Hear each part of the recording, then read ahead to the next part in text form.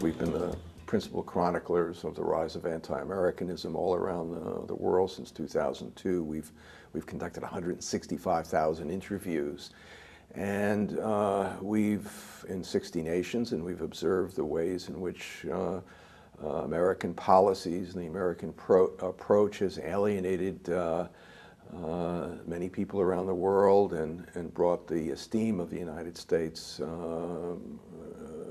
down in many places. Well, it's pretty low.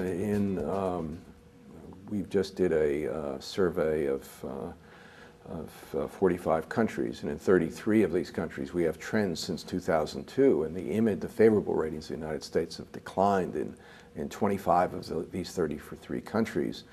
And the image of the United States in Western Europe is quite low. I mean, in Germany in 2002 it was 78% favorable. Today it's 30% favorable. In Spain it's only 21% or 25%, something like that.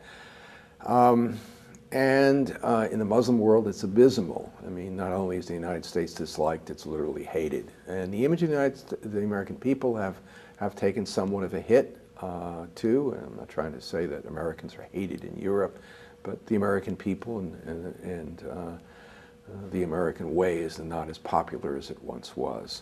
And there's great concern these days about American power, which is a consequence of dislike of American policies. We're the sole superpower. That wasn't a problem throughout the 90s when there wasn't concern about our policies. But it is a concern now that much of the world thinks the United States goes its own way, decides to do what it wants to do without soliciting the views of its allies or the assent of international organizations.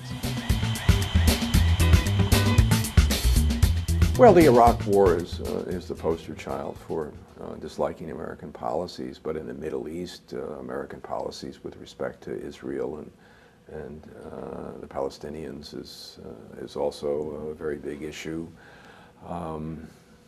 I think those are the major ones, and they affect, Iraq in particular affects how much support there are for other things. Support for the war in Afghanistan, which was generally very strong, is now going down in much of Europe. The public's divided about whether there should be German and French troops in Afghanistan.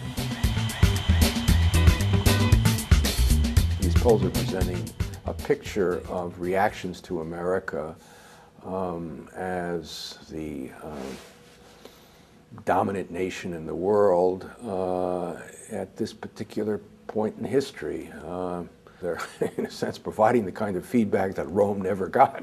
I mean, you have to go back to Rome to get a country, to have a point in history where one country was such a dominant part of then what was known as the known world.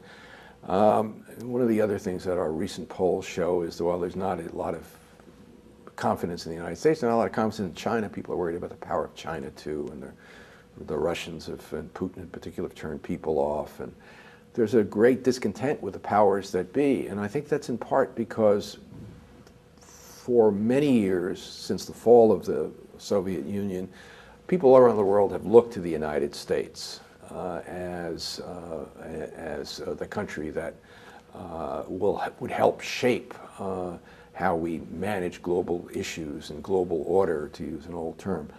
And now there's not that, because the United States is not trusted, but no one else is trusted. In Europe, there's the EU, but that's different than another country.